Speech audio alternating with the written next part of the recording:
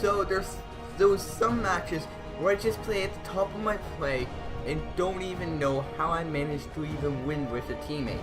I normally play 2v2 or 1v1 because I personally love those. So anyways, let's introduce players. So me, with the orange Terran pieces, I am PK Litzian. My ally, which is also Terran and has, well, the blue pieces, is John Nash. As my foes are, first of all, Forter with the Zerg and green pieces, as we have Evil J with the Protoss and red pieces.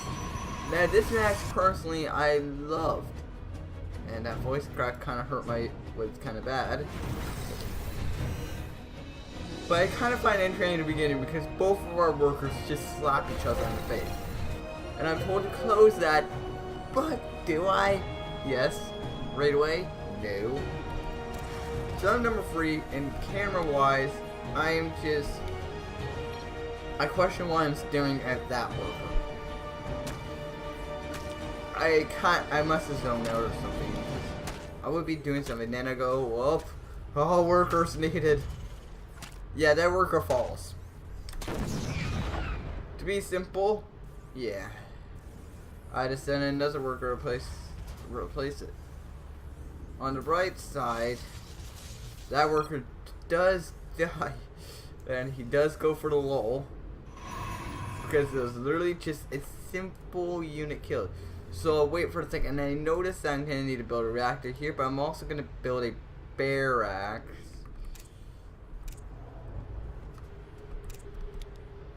Yeah, build a reactor there, and then I grab my worker. Our allies' base is under attack. And build a barracks. The reason why I build a barracks is so you cannot escape. Now my ally is much faster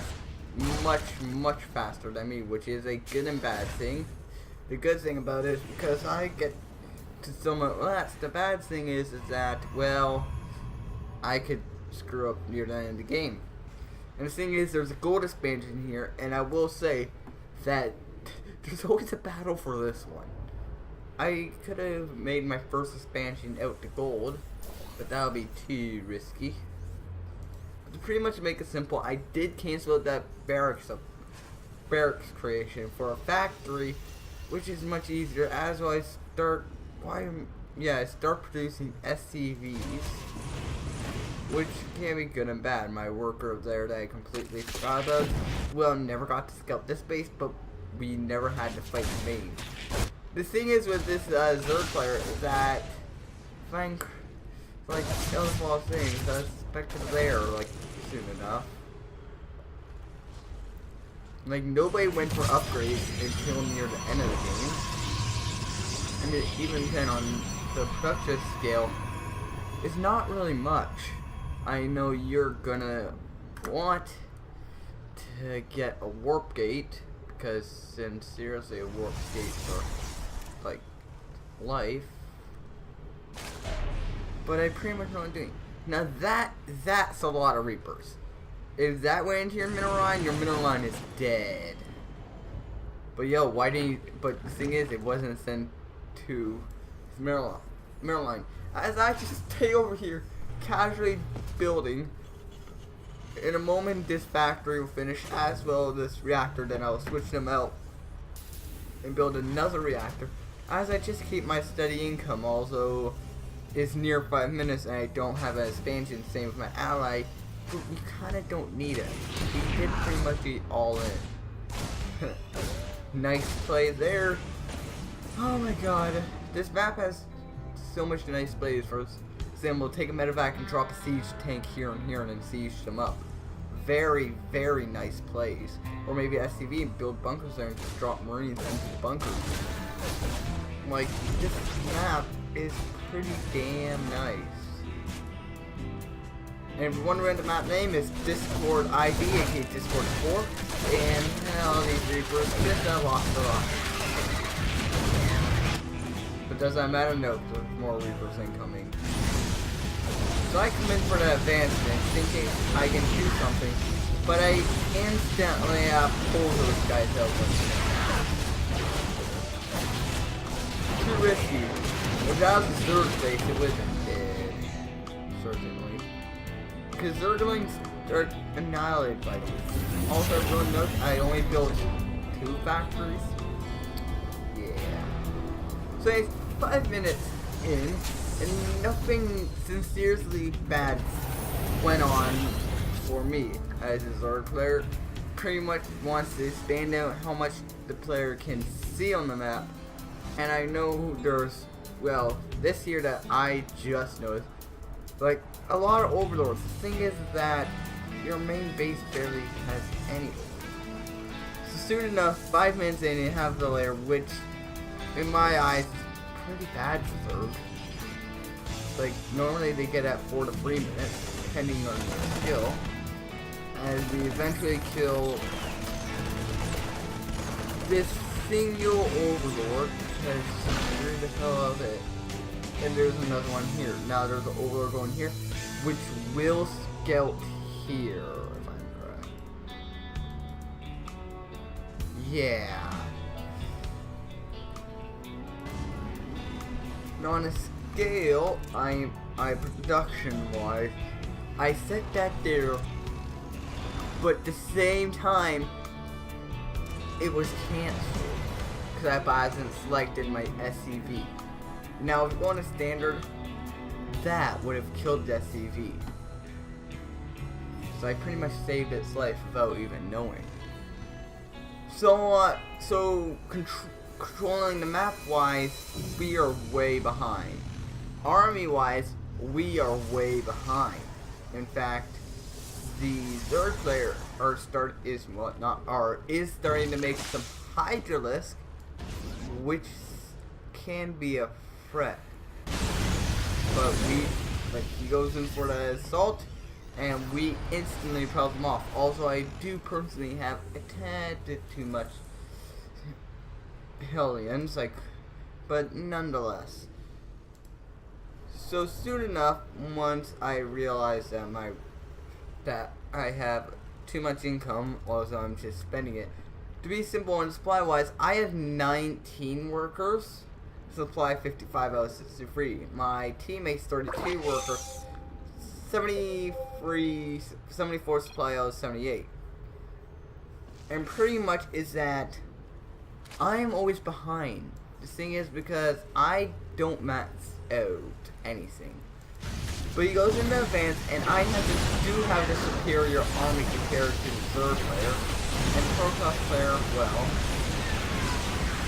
I do have to fall back, but I do drop.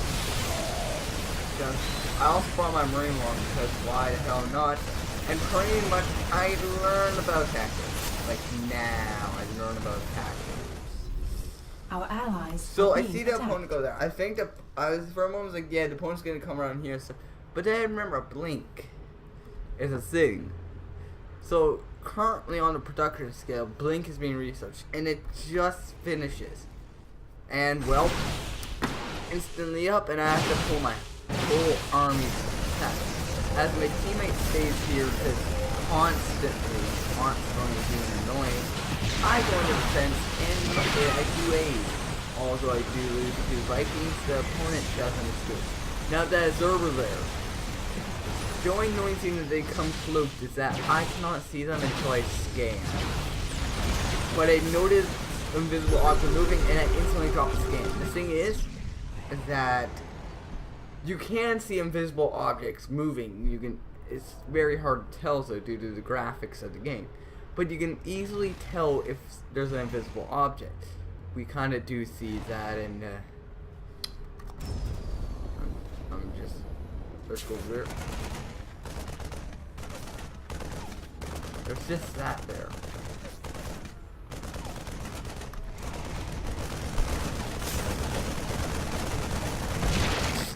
You're not getting far, not one bit. So my units barely have kills. My Hellions barely have any kill. Yeah. So my units barely have kill and are damaged, and now I never repair them. But I do expand my armor. I have my checkpoints to go exactly there. Well, not this one yet, but soon enough I will. Now we go in for the advance, and let's just say I forgot that I do attack route, so I lost all my intelligence. I went on attack. All the circles just vanished. So I do keep my Vikings in the air until I drop them on the ground. And Forter calls for GG, but he's not out of the map yet. So we could take down this base, and the Protoss player advanced with his army, as the Zerg player was just staring at my expansion. And I forgot about that guy. Staring at my expansion. Now, if I built up the air defense and then just move my expansion out, like for say towards here, that could have been effective, but I don't. So I get my Zerg, well, not my Zerg, that was a mistake. I get my army up there as the Zerg and Protoss armies of Evil J and Forter advance towards my base. I do lose my expansion, but I don't need it anymore. Also, on a scale I would need it, figuratively speaking, I won't. So I have 23 workers against where they have 34. What? Evil J has only 25.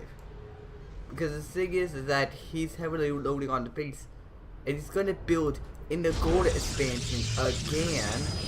And if you haven't noticed, if it didn't work over here, it didn't work over, well, not over there. You can go over here and have a better chance. But if it didn't work here the first time, it won't work here the second time. Now, me on the standard literally cannot do anything. My army is low and all, and I don't know what used for to show APM, so you cannot see my APM. But it was fair. It was like in the 50s at the end of the match, which is not better than that. So we engage, but the thing is, I have no upgrades, and they have upgrade-wise. No armor upgrades. And at this match, I would already have 1-1-1 for Protoss and 1-1-1 for Zerg, which would have won that engagement there. Now my single Banshee up, which is pretty effective, and I will say, I've been lately messing around with Cyclone, Viking, Hellion, and sometimes Banshee or Foreplay, and it's actually pretty effective when the opponent don't suspect it. Because when the opponent sees bring out Hellion, they expect mech, and this is a form of mech. And then when you bring out the Cyclones, yeah, the person's going for mech. But I never bring out Siege Tanks, I never bring out Force. Those are something I bring in extra, like Siege Tanks I'll make after. So pretty much I make a single Hellion. And this base is instantly overworked. 10 planetary forces, 0. So the Protoss player and the first player engage his armies, but the armies don't survive, not one bit. And we close off the game right here and now because they can't do anything. They both, Forter gets a GG and Evil J gets a beat. And there we go, an easy victory. Anyways, if you guys enjoyed the video, please leave a like, subscribe, everyone. I'll see you guys in my next video. So you guys stay awesome, and I will destroy armies with what I have and what I can make. So, see ya! Ha ha!